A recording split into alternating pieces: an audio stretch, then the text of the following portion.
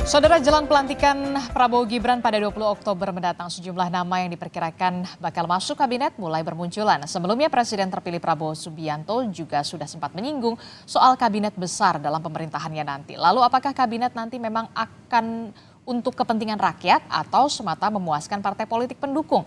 Kita bahas bersama dengan sejumlah narasumber. Sudah ada Sekjen Partai Golkar, Pak Muhammad Sarmuji. Selamat pagi, Assalamualaikum Pak Sarmuji. Waalaikumsalam warahmatullahi wabarakatuh. Kemudian Selamat pagi. ada politisi dari PDI Perjuangan, ada Mas Guntur Romli. Selamat pagi, Assalamualaikum Mas Guntur. Selamat pagi, waalaikumsalam. Ya, Mas kemudian nanti Sarmuji, juga Mbak akan Aditya. bergabung bersama kita dari Burhanuddin Muhtadi, saudara. Tapi kita akan ke Pak Sarmuji dulu deh. Partai Golkar ini kan partai besar ya kan. Pilpres juga sudah kita lihat tingkatannya, perolehan suaranya. Jadi fix Partai Golkar ini akan dapat 7 kursi menteri dan Menko. Kalau jumlah kita tidak tahu persis ya. Dan kita tidak pernah memberikan target tertentu kepada Pak Prabowo sebagai presiden terpilih. Kami tidak mau Pak Prabowo terbebani oleh target-target yang dimintakan oleh partai politik termasuk Golkar. Kami memberikan keleluasaan kepada presiden terpilih untuk memikirkan formasi, komposisi, personalia mana yang akan diambil, khususnya dari Partai Golkar, karena kami beranggapan kabinet atau kabinet terutama itu adalah instrumen dari presiden terpilih untuk mencapai visi dan misinya dan janji politiknya kepada rakyat. Kita memberikan beban kepada Pak Prabowo untuk mencapai visi dan misinya, tapi kita harus fair, kita harus memberikan kewenangan Pak Prabowo untuk mencari cara bagaimana mencapainya. Jadi Golkar dalam posisi mendukung apa yang dilakukan oleh Presiden, karena kita menganggap bahwa kabinet adalah instrumen untuk mencapai visi dan misi Presiden terpilih. Tapi kader Partai Golkar ataupun Ketua Umum Partai Golkar sudah dipanggil dong, sudah diajak ngobrol soal proporsi menteri ini. Salah satunya yang kita tahu Pak Bahlil Lahadalia, kemudian bahkan Pak Erlangga Hartarto juga dikabarkan akan menduduki kursi Menko, dan bahkan nama Mutia Hafid. Ya, Ketua Umum partai pasti sudah pernah diajak oleh Pak Prabowo untuk bicara tentang kabinet. Tetapi sekali lagi kami tidak bisa pastikan apakah pembicaraan itu kemudian tindak lanjutnya seperti apa, terserah presiden. Kami tidak ingin presiden terikat bahkan oleh pembicaraan antara ketua umum kami dengan presiden. Apapun materi yang disampaikan dalam pembicaraan itu sebenarnya tidak mengikat presiden terpilih untuk melakukan sesuatu atau tidak melakukan sesuatu. Tapi kami memang percaya Pak Prabowo adalah orang yang sangat tahu tentang Partai Golkar, karena Pak Prabowo merupakan alumni Partai Golkar. Jadi Pak Prabowo tahu persis bagaimana Golkar, kader Partai Golkar, bagaimana kekuatan teknokrasi kader Partai Golkar. Pak Prabowo tahu persis tentang itu. Oke, apalagi bisa dikatakan ya Pak Prabowo ini lahir dari rahim Partai Golkar begitu ya. Ya pastinya 7 menteri atau mungkin bahkan bisa lebih lah ya, sudah diplotkan untuk Partai Golkar di posisi menteri. Saya ke Pak Mas Guntur. Mas Guntur, ini PDI Perjuangan juga santer nih, ada 2 nama kadernya yang katanya sih akan masuk di jajaran menteri dari pemerintahan Prabowo Gibran. Ada nama Pak Budi Gunawan dan juga Pak Azwar Anas. Sudah adakah kemudian pembicaraan di internal PDI Perjuangan soal ini? Ya, terima kasih Mbak Adis. Jadi begini, hingga saat ini sikap politik PDI Perjuangan itu mau berada di dalam atau di luar pemerintahan itu belum diputuskan oleh Ibu Ketua Umum. Jadi dalam ADRT kami itu kan jelas bahwa soal sikap politik itu ditentukan oleh Ibu Ketua Umum. Kemudian yang kedua terkait nama-nama yang beredar yang katanya orang PDI Perjuangan akan masuk dalam kabinet Pak Prabowo ya. apakah 2 atau 3 nama, itu kami ingin menegaskan bahwa itu bukan berasal dari kami, bukan berasal dari penawaran kami. Karena sampai saat ini sikap politik PDI Perjuangan itu belum diputuskan. Jadi kami juga dan juga dalam ADRT itu sudah jelas bahwa segala jabatan, misalnya terkait dengan penetapan calon presiden, wakil presiden, kemudian menteri, kemudian duta besar, kemudian jabatan-jabatan lainnya, kalau PDI Perjuangan diminta, ditawari ya, setelah ada kejelasan sikap, maka itu yang memutuskan adalah Ibu Ketua Umum. Jadi tidak ada di luar pintu Ibu Ketua Umum untuk pembicaraan soal nama-nama itu. Jadi karena sikap politik PDI Perjuangan sampai sekarang belum diputuskan, maka nama-nama yang beredar itu bukan dari kami, bukan penawaran dari kami, ya. Karena kita masih mau menunggu pertemuan antara Ibu Megawati dengan Pak Prabowo, kapan akan terjadi dan apa yang akan dibicarakan dan apa hasilnya, baru kita bisa bicara lebih jauh terkait misalnya ada nama-nama yang diminta. Kalaupun memang diminta, tapi kami tidak pernah menawarkan diri, PDI Perjuangan juga cukup sadar diri dan tidak mau kegeeran. Koalisinya Pak Prabowo juga sudah luar biasa, 80% lebih. Jadi kami menyadari bahwa, dan sikap politik kami juga ketika Pilpres juga kami memiliki calon sendiri dan kita juga sama-sama tahu bagaimana hasilnya. Jadi mohon menunggu dulu pertemuan antara Ibu Megawati dengan Pak Prabowo Subianto, baru kita bicara soal nama-nama yang beredar itu. Demikian, Mbak. Jadi kalau nama-nama yang beredar itu ada Pak Oli Dondo Kambe, bahkan kemudian ada Pak Azwar Anas dan juga Pak Budi Gunawan, itu memang nama-nama tersebut bukan berasal, informasinya itu bukan berasal dari PDI Perjuangan, tapi dari luar ya. PDI Perjuangan. Kami tidak pernah menawarkan diri, kami tidak pernah menyodorkan nama-nama itu sebelum ada kejelasan sikap politik PDI Perjuangan yang ditentukan oleh Ibu Ketua Umum itu, Mbak. Oke, jadi menunggu pertemuan dulu nih antara Bu Mega sama Pak Prabowo, nanti hasilnya bagaimana. Kalau memang diminta berarti memang akan disiapkan. Kalau diminta akan disiapkan. Iya, betul. Dan itu satu pintu dari Ibu Ketua Umum. Tidak ada pintu yang lain ya. Karena itu sudah ada dalam ADRT kami, sudah jelas, sudah tegas ya menegaskan hal itu, gitu, Mbak. Yang disiapkan bisa jadi nama-nama itu juga ya, yang memang sudah santer diberitakan. Iya, makanya kita mau bicara soal pembahasan nama-nama yang beredar setelah ada kejelasan sikap ya dari PDI Perjuangan apa yang ditentukan. Karena ya harus terus terang juga, Mbak, kalau pertemuan antara Ibu Megawati dengan Pak Prabowo Subianto di internal kami itu tidak ada penolakan. Tidak ada dinamika, itu semua setujulah untuk sama-sama mencarikan suasana. Pertemuan dua tokoh ini kan sangat penting ya, untuk ya bisa dianggap juga menetralisir suasana. Tapi terkait dengan posisi, dengan sikap politik PDI Perjuangan itu sampai sekarang di PDI Perjuangan juga masih ada dinamika, masih ada pembicaraan. Kita lihat apa positif dan negatifnya kalau bergabung dalam pemerintahan selanjutnya. Dan juga kita juga sangat menyimak dan memperhatikan suara-suara masyarakat sipil. Ya, seperti soal bagaimana menjaga demokrasi, check and balances ya, kekuatan penyeimbang. Yang ini juga ada di rekomendasi PDI Perjuangan waktu Mukernas bulan Mei tahun 2024. Jadi, tapi kami sebagai kader menunggu saja apa yang akan diputuskan oleh Ibu Ketua Umum terkait sikap politik PDI Perjuangan. Begitu, Mbak. Nah, kalau tadi Anda juga sempat menyinggung soal fungsi kontrol dan pengawasan dan juga aspirasi dari masyarakat begitu. Nah, pertanyaan saya selanjutnya begini. Kalau PDI Perjuangan nantinya nih ya akan bergabung dengan pemerintahan, masuk dalam pemerintahan, ada beberapa kader PDI Perjuangan menduduki kursi menteri. Lalu bagaimana sikap PDI Perjuangan? Apakah bisa tetap kritiskah ketika masuk di dalam pemerintahan, bergabung dengan pemerintahan? Ya, makanya ini juga yang akan dibicarakan dalam pertemuan antara Ibu Megawati dengan Pak Prabowo. Kan terkait misalnya secara umum bagaimana soal nasib demokrasi kita dalam pemerintahan sekarang Pak Jokowi dalam 1 tahun ini ya, yang kita lihat suara-suara dari publik ya, dari akademisi, dari profesor, dari tokoh besar kan menyatakan keprihatinan mereka.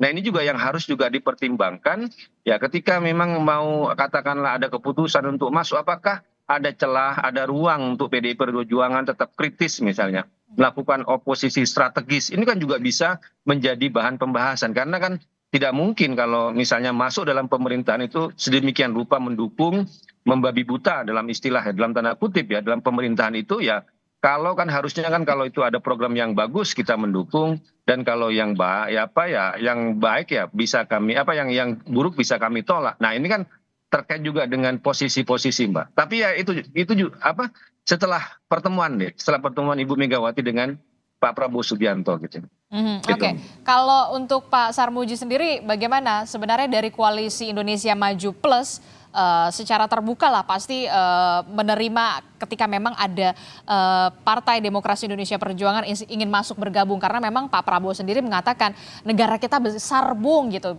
diperlukan koalisi gemuk ya karena itu salah satunya ingin pemerintahannya kuat. Ya, sejak awal kami mengambil sikap eh, Indonesia ini terlalu besar untuk diurus oleh sebagian kecil orang. Mhm. Karena itu, kalau Pak Prabowo juga ingin mengambil sebagian besar elemen masyarakat, elemen partai politik untuk masuk dalam kabinetnya, bagi Partai Golkar itu bukan sesuatu problem yang serius. Apakah nanti ada mekanisme check and balances? Apakah ada keseimbangan? Apakah ada mekanisme untuk mengingatkan kami di internal partai koalisi akan mengembangkan demokrasi internal di koalisi. Kami pasti ingin menjadi sahabat terbaik bagi Pak Prabowo untuk mensukseskan jalannya pemerintahan. Kami tidak ingin sahabat kami terperosok ke dalamnya. Kami tahu bahwa itu ada kesalahan. Hmm. Tentu kami akan mengingatkan ke Pak Prabowo, ini ada trap, ini ada jebakan, ini ada peluang kesalahan. Kami pasti akan ingatkan meskipun kami berada dalam koalisi pemerintahan. Hmm. Jadi keberadaan kami dalam pemerintahan sama sekali tidak menghalangi kami untuk memberikan masukan, bahkan eh, peringatan seandainya ada potensi-potensi kesalahan yang dilakukan oleh pemerintah. Jadi buat kami tidak masalah PDI Perjuangan masuk, monggo. Asalkan itu memang betul-betul demi tercapainya visi dan misi Presiden dan janji Presiden kepada rakyat Indonesia. Mhm. Oke, kita juga kedatangan Direktur Eksekutif Trias Politika Strategis, sudah ada Mas Agung Baskoro. Mas Agung, selamat pagi. Assalamualaikum Mas Agung. Selamat pagi Mbak Adisti, Waalaikumsalam semuanya, Bang Guntur, Pak Sarmuji, Mbak Iya, Adisti. di sini ada Mas Guntur Romli, Ya, kemudian Mas juga ada Agung. Pak Sarmuji juga membahas soal bagaimana nama-nama menteri di kabinet koalisi gemuk pemerintahan Prabowo Gibran yang dikatakan oleh Pak Prabowo memang koalisi ini bisa dikatakan gemuk memang supaya pemerintahan kita kuat karena negara kita besar. Apakah Anda melihat ini merupakan menjadi salah satu alasan utama ataukah memang ada power sharing di sini yang memang harus diplot-plotkan kepada partai pendukung Prabowo Gibran yang pada saat itu kita tahu Pilpres banyak sekali yang mendukung Prabowo Gibran. Iya Mbak Adisti, jadi ini semacam kontraksi politik ya dari sistem politik kita yang presidensil berpadu dengan sistem multipartai ekstrim. Jadi mau nggak mau Pak Prabowo harus mengakomodasi teman-teman partai yang sudah mengusung beliau berkoalisi di Pilpres kemarin agar ada keharmonisan ataupun stabilitas politik dalam jangka panjang. Bila ini tidak terangkum dengan baik, otomatis ada dalam tanda petik ya ketidakpuasan ataupun dinamika di internal koalisi yang besar ini sehingga sedikit banyak akan membuat ya ruang-ruang yang kontraproduktif justru di pemerintahan Pak Prabowo sendiri dan saya kira Pak Prabowo tidak mau itu terjadi dan bersyukurnya kita lihat bagaimana transisi yang sangat mulus sekali di level eksekutif ya di level legislatif saya berulang kali mengungkapkan bahwa kemarin kita tahu bahwa Mbak Puan jadi ketua DPR, kemudian Pak Muzani jadi ketua MPR, itu kan proses yang sebenarnya di belakang panggung sangat panjang. Hmm. Ya, ketika ada dinamika, apakah revisi Undang-Undang MD3 perlu, kemudian tidak ada terjadi, Bu Puan terpilih, kemudian Pak Muzani juga begitu. Karena kalau kita sorot kan sebenarnya ketua MPR ini dalam tanda petik couplingnya Bang Sarmuji sebenarnya Partai Golkar. Bukan Gerindra. Tapi yang menarik di belakang panggung itu terjadi dan akhirnya Gerindra yang terpilih. Dan ini semacam dalam tanda petik ya, saya melihatnya harmonisasi antara PDIP yang Gerindra yang baik dan sedikit banyak bisa berlanjut di eksekutif ketika nanti Pak Prabowo akan memilih menteri-menterinya, Mbak Adisi. Jadi ini yang saya lihat bahwa kemungkinan PDIP masuk sangat besar dan kita berharap ini tidak banyak ya mengganggu soal check and balances. Tadi Bang Guntur juga bilang ini bisa menjadi dalam tanda petik koalisi strategis oposisi yang objektif. Dan harapannya itu yang terjadi ya. Dan saya ingin menyoroti poin baru soal wakil menteri Mbak Adisti. Oke, Wakil Menteri.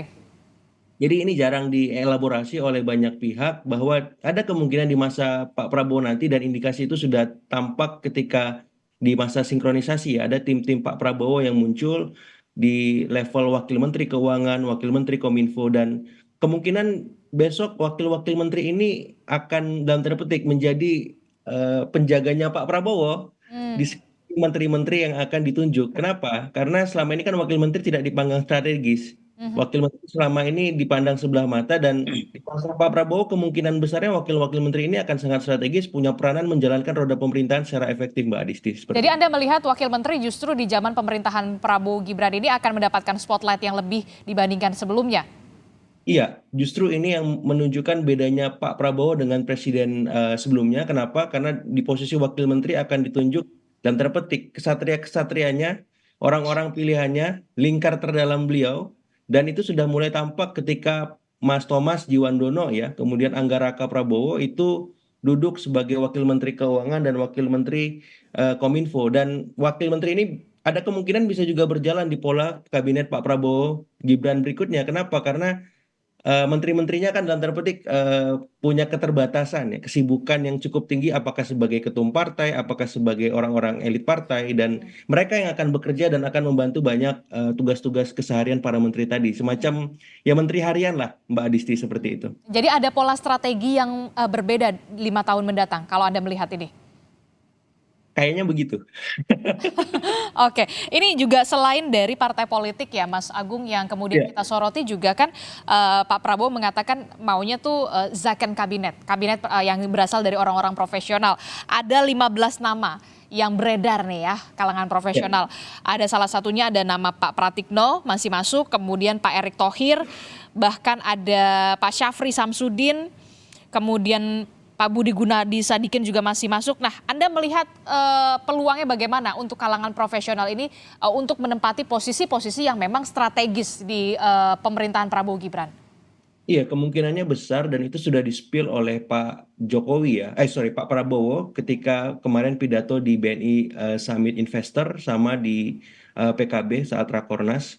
Beliau mengungkapkan bahwa akan ada beberapa nama-nama menteri Pak Jokowi yang akan dilibatkan kembali karena kinerjanya cukup bagus. Dan ini sinyal positif Mbak Adisti karena nama-nama itu adalah teknokrat yang punya jam terbang tinggi dan kita butuhkan saat menghadapi dinamika internal di bangsa kita maupun eksternal di mana geopolitik dan geostrategi sangat rentan dan butuh orang-orang capable untuk mengatasinya dan nama-nama itu saya kira bagus tinggal dilengkapi ya dengan nama-nama baru yang memang punya rekam jejak yang tinggi pula seperti itu. Jadi saya mau menangkap ketika menyambung soal Zaken di awal bahwa ketika berpadu dengan sistem presidensial maka yang mengemuka akhirnya adalah orang-orang yang ahli dari kalangan partai ataupun unsur-unsur kepentingan lain yang berdasarkan suku agama ras di kita dan ini keindonesiaan sekali ya karena ini saya lihat bagaimana Pak Prabowo ingin merangkul semua kalangan seperti itu. Yang ketiga yang perlu digarisbawahi Zaken di masa sekarang adalah soal bagaimana orang-orang ya punya reputasi kepakaran tingkat tinggi dan memang belum pernah menjabat sebagai menteri sebelumnya juga ditunjuk.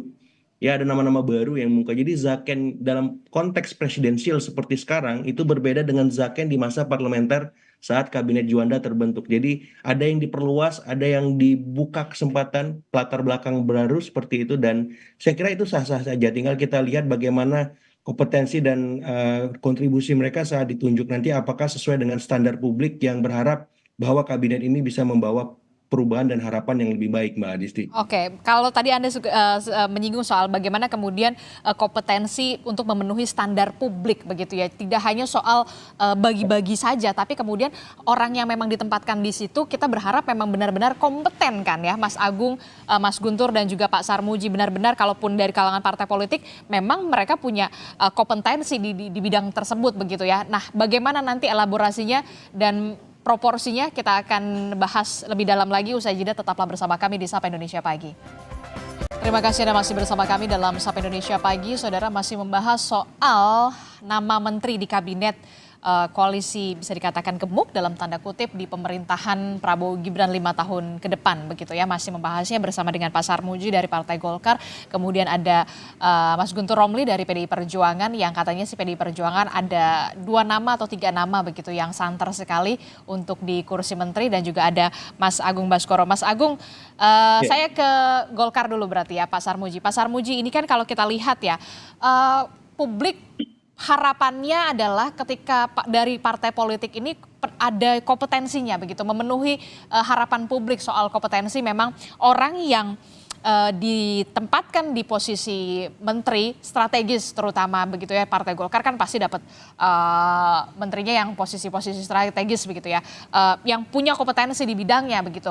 Nah, yang kemudian menarik perhatian saya adalah nama Pak Bahlil, ya kita sudah tahu, kemudian Pak Erlangga juga dikabarkan, terus kemudian ada Pak Agus Gumiwang, dan ini dia yang kemudian menarik perhatian saya adalah nama Mbak Mutia Hafid. Katanya ya, informasinya akan menduduki posisi Menteri Kominfo begitu ya. Nah, bagaimana Golkar menyiapkan ini? Ya, kalau yang disinyalir tadi benar, orang-orang yang disebutkan tadi itu adalah orang-orang yang memiliki kompetensi bagus banget di bidangnya. Saya ingin ngambil contoh yang tadi disebutkan tentang Mbak Mutia misalkan. Mbak Mutia itu adalah insan pers. Bertahun-tahun dia menggeluti dunia informasi. Bahkan selama 2 periode Mbak Mutia menjadi ketua komisi yang membidangi tentang informasi Kementerian Kominfo. Jokowi tertarik dengan kompetensi Mbak Mutia lalu memasukkan ke dalam kabinet. Ini sekaligus juga untuk menginformasikan bahwa di dalam partai politik itu banyak sekali kader-kader partai, terutama Partai Golkar, yang memiliki kategori profesional atau yang disebut zaken tadi itu, sebagai kabinet ahli tadi itu. Jadi kami memang tidak pernah mendikotomikan antara partai dan non-partai dalam konteks zaken kabinet, karena kami sendiri tahu persis di internal kami banyak sekali orang yang memiliki kompetensi. Dan Pak Prabowo tahu persis juga bahwa Golkar sejak dulu terkenal meritokrasi dan teknokrasinya. Jadi buat kami mau zaken kabinet karena kami yakin kader-kader kami memiliki kompetensi yang tinggi. Nah, oke. Termasuk ya juga saya menarik sekali menjadi sorotan adalah Mbak Mutia Hafid, termasuk juga saya pengennya sih ada menteri-menteri perempuan lain yang kemudian juga menempati posisi strategis dengan kompetensi sesuai dengan harapan publik, Pak Sarmuji. Ya, nanti Pak Prabowo pasti akan sudah menghitung itu keterwakilan perempuan, berapa perempuan yang harus masuk, lalu perempuan mana yang akan diambil. Tentu tidak sembarang perempuan. Kalau perempuannya seperti Mbak Mutia Hafid, pasti dengan senang hati Pak Prabowo akan ngambil. Karena Pak Prabowo sendiri adalah mitra dari Mbak Mutia Hafid. Ini contoh saja. Seandainya yang disinyalir tadi itu benar. Dan kita juga punya kader-kader perempuan muda, pinter, banyak sekali di internal Partai Golkar. Oke, saya ke Pak Mas Guntur Romli. Pak Mas Guntur, ini kan juga nama Pak Budi Gunawan itulah adalah satu nama yang kemudian juga santer. Kita akan lihat Pak Budi Gunawan ini akan menduduki posisi menteri apa? Kita lihat nih grafisnya. Oke, nah ini dia. Kita hadirkan nama-nama calon menteri yang menguat di kabinet Prabowo Gibran. Ada nama Jenderal Purnawirawan Budi Gunawan yang diproyeksikan atau kabarnya akan menempati posisi Menko Politik dan Keamanan. Nah, ini menurut Anda seperti apa? Dari PDI Perjuangan sudah menyiapkan nama Budi Gunawan ini memang sudah sesuai dengan background-nya Menko Politik dan Keamanan. Kalau memang diminta, lagi-lagi saya akan garis bawahi. Ya gini Mbak, jadi seperti saya sampaikan tadi bahwa kami tuh belum bisa berkomentar kalau sikap politik PDI Perjuangan itu belum diputuskan oleh Ibu Ketua Umum. Jadi bisa jadi, dan kami juga menegaskan bahwa nama-nama yang beredar bukan berasal dari kami, bukan penawaran dari kami. Bisa jadi, memang ini kan semuanya dugaan atau harapan karena Ibu Megawati dengan Pak Prabowo itu kan mau bertemu. Akhirnya dianggap bahwa PDI Perjuangan itu mau masuk dalam pemerintahan selanjutnya. Padahal kan belum ada keputusan. Kemudian juga ada hubungan yang mesra antara PDI Perjuangan dengan Gerindra misalnya dalam isu strategis di parlemen. Sama-sama kemudian menolak revisi Undang-Undang Pilkada, menunda revisi Undang-Undang TNI Polri, kemudian tidak mengotak-atik Undang-Undang MD3, yang kemudian ketua DPR-nya tetap Mbak Puan, kemudian ketua MPR-nya itu Pak Ahmad Muzadi. Tapi ingin kami nyatakan bahwa itu kan menjawab suara-suara di publik, bukan hanya kepentingan dari PDI Perjuangan. Dan juga kalaupun hal-hal itu dipaksakan, misalnya mau disahkan revisi Undang-Undang TNI dan Polri, itu kan pasti akan membuat kegaduhan, akan ada demo-demo. Persis seperti revisi Undang-Undang Pilkada. Dan itu kan bertentangan juga dengan keinginan Pak Prabowo ketika mau pelantikan, kan semuanya harus kondusif, situasi harus positif gitu. Jadi kami melihat ada kerjasama strategis khususnya di parlemen, memang itu yang membuat hubungan antara Gerindra dan PDI Perjuangan itu mesra. Tapi terkait sekali lagi sikap politik PDI Perjuangan mau masuk kabinet pemerintahan itu belum diputuskan. Jadi kami belum bisa berkomentar, Mbak, tentang nama-nama yang beredar itu. Begitu. Jadi kami menunggu dulu, menunggu sikap politik Ibu Ketua Umum dulu, baru kami bisa memberikan komentar, ya. Begitu. Tidak mau melangkahi lah ya, ibaratnya begitu ya. Betul Mbak, gitu. Karena memang harus satu pintu begitu ya, kita harus satu pintu, betul Mbak. Dari Ketua Umum PDI Perjuangan setelah nanti memang benar-benar akan terwujud pertemuan antara Bu Mega dan juga Pak Prabowo begitu ya, yang katanya benar akhir pekan ini ya? Ya, insya Allah kita doakan, Mbak. Atau bertepatan dengan ulang tahun Pak Prabowo? Kita doakan aja, Mbak, biar cepat bertemu juga, biar juga ada kejelasan sikap, kemudian apa hasilnya itu kan. Jadi biar publik juga tidak menduga-duga dan tidak banyak spekulasi. Ya, karena bagaimanapun nama-nama yang beredar kan itu adalah orang-orang kader PDI Perjuangan ya. Kecuali Pak Budi Gunawan kan, bukan dalam arti bukan orang partai Pak Budi Gunawan itu, Mbak. Meskipun beliau adalah seorang profesional ya, dalam keahliannya tentu saja kami sangat menghormati dan menghargai. Tapi sekali lagi, selama sikap partai PDI Perjuangan belum diputuskan, maka kami tidak bisa bicara lebih jauh, Mbak. Begitu. Oke, saya mengerti dan saya memahami betul begitu ya kalau di PDI Perjuangan. Oke, saya ke Mas Agung. Mas Agung, ya kalau PDI Perjuangan memang menunggu kejelasan di internal partainya, juga lagi menunggu kejelasan begitu ya, kalau tadi disebutkan oleh Mas Guntur. Nah, tapi kalau Mas Agung sendiri melihat bagaimana soal proporsi menteri, termasuk juga soal wamen yang tadi sudah Anda singgung begitu ya, yang Pak Prabowo juga mengatakan di PKB, acara PKB begitu ya, sudah jelas begitu soal menteri APBN, atau saya lupa lebih tepatnya, termasuk juga soal bagaimana memang seharusnya menteri itu sesuai dengan kompetensinya, sesuai dengan harapan publik, bukan hanya sekedar power sharing semata. Ya, Mbak Disi, jadi saya meyakini bahwa hak prerogatif presiden itu juga di dalamnya mengikuti kewajiban prerogatif presiden ya. Jadi soal kewajiban prerogatif ini nggak ada di aturan kita memang, tapi saya berharap ini bisa di-endorse supaya kualitas kita bernegara semakin baik. Ya, kewajiban prerogatif ini apa? Kewajiban di mana presiden juga bisa memenuhi tadi ya, harapan publik, kemudian keinginan publik agar beragam masalah yang hari ini mengemuka khususnya di bidang ekonomi bisa teratasi gitu. Hak prerogatif ini kan kentalnya bagaimana mengakomodasi elitnya ya. Nah, kan adanya kewajiban prerogatif ini, nalar tersebut, harapannya ini bisa seimbang, sejalan, dan seirama. Dan ini bisa membantu Pak Prabowo untuk lebih banyak bicara dengan bebas ketika membawa nama Indonesia di luar seperti itu. Dan di dalam, karena apa? Karena timnya sudah bagus. Karena Pak Prabowo ini kan kita tahu orang yang sangat makromanajemen, Mbak Adisti. Dia butuh orang-orang mikromanajemen untuk memastikan visinya, program-programnya bisa berjalan dengan maksimal. Nah, di luar itu semua, representasi publik yang saya maksudkan di sini bisa hadir lewat komisi-komisi negara yang pernah terjadi di masa Pak Jokowi, KPK, PPK, ya Komnas Perempuan dan komisi-komisi independen lain untuk ikut terlibat menyeleksi. Dan oleh karena itu, saya lagi-lagi mendorong agar nama-nama menteri ini diumumkan lebih awal sebelum tanggal 20 katanya. Kalau bisa lebih awal, kalau misalkan tanggal 15 sudah jadi, itu diflorkan saja. Supaya apa? Supaya bisa dibedah oleh publik, oleh pers, oleh kampus, oleh kalangan LSM, NGO, civil society lain. Supaya apa? Supaya kita tahu bahwa menteri-menteri yang dipilih ini memang orang-orang berkualitas, punya rekam jejak tinggi, ya, karena semuanya terlibat dan saya kira ini tren bagus ya, arahan positif membuat tradisi baru agar apa orang-orang yang terpilih ini memang bisa membawa nafas semua ya, elit, publik, dan harapan kita seperti itu.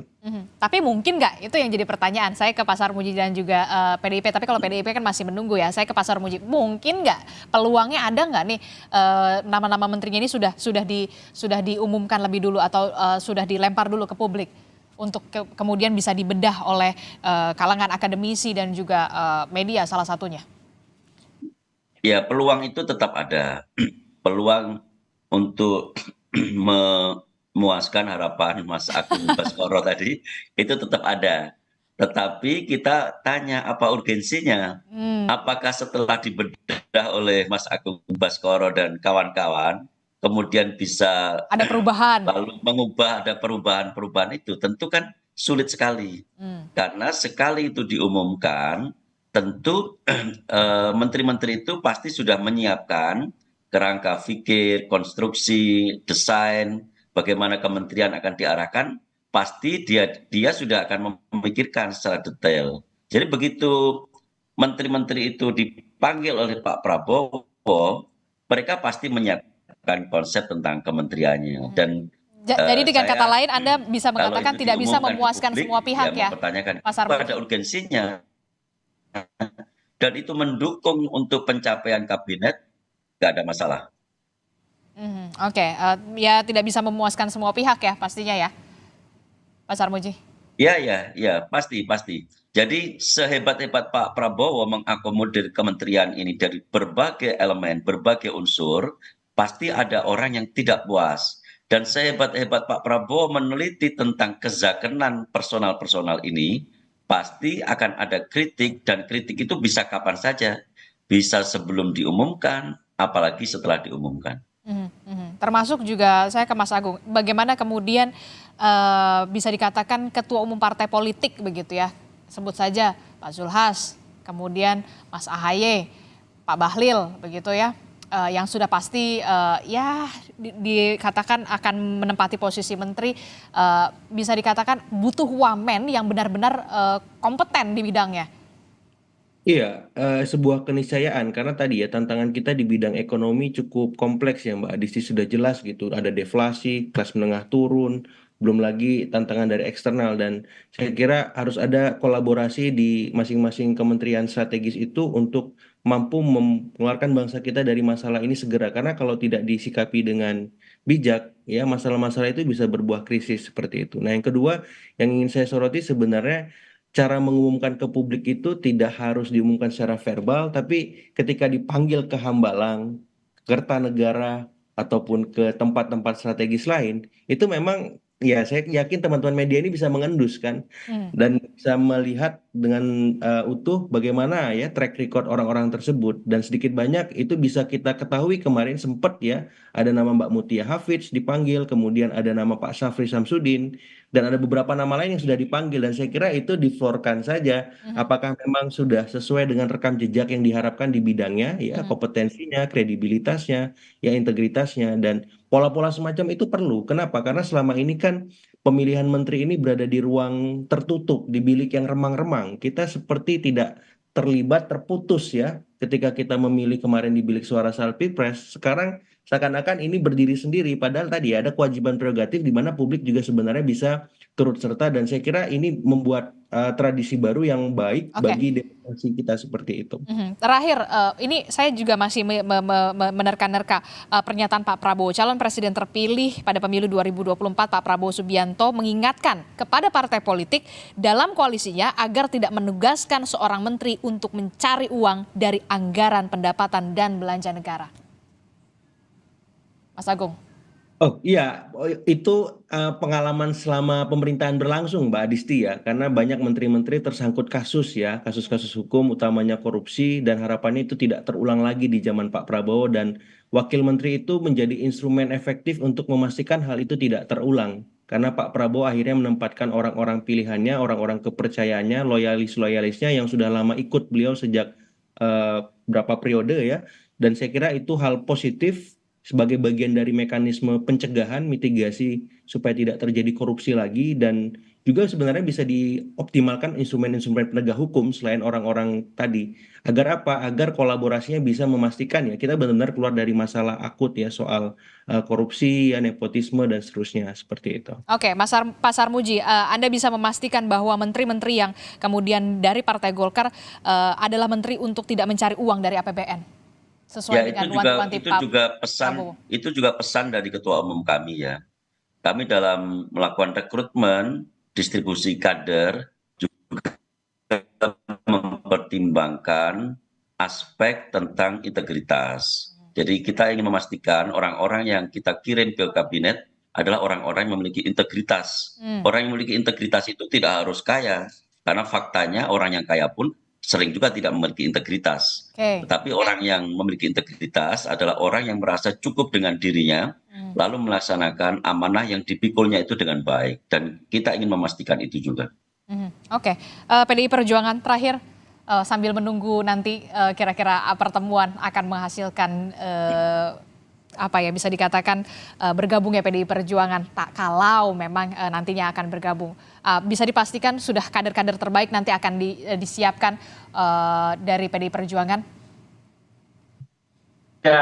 Ya Mbak, tentu saja kalau memang nanti ada sikap politik bahwa yang diputuskan Ibu Ketua Umum kami harus masuk dalam pemerintahan, tentunya Ibu Ketua Umum yang akan memilih dan akan menyodorkan nama-nama itu. Kalau benar sudah ada keputusan nanti mau bergabung dalam pemerintahan. Tapi selama itu belum ada, ya tidak bisa berkomentar banyak, Mbak. Itu aja. Pasti kalau nanti diminta ya kader-kader PDI Perjuangan juga tidak kurang ya dari orang-orang yang ahli ya, yang berkompeten dalam beberapa bidang ya, begitu, Mbak. Kita akan tunggu bagaimana hasil pertemuan dari Bu Mega dan juga Pak Prabowo nanti apakah sudah langsung diminta atau bagaimana nanti kita akan tunggu. Publik juga menunggu termasuk juga internal PDI Perjuangan ya soal kejelasan arah politik dari PDI Perjuangan sendiri. Terima kasih Mas Guntur Romli telah bergabung bersama kami. Pak Sarmuji terima kasih. Terima kasih. Mas Agung terima kasih. Kita doakan nanti kita berharap betul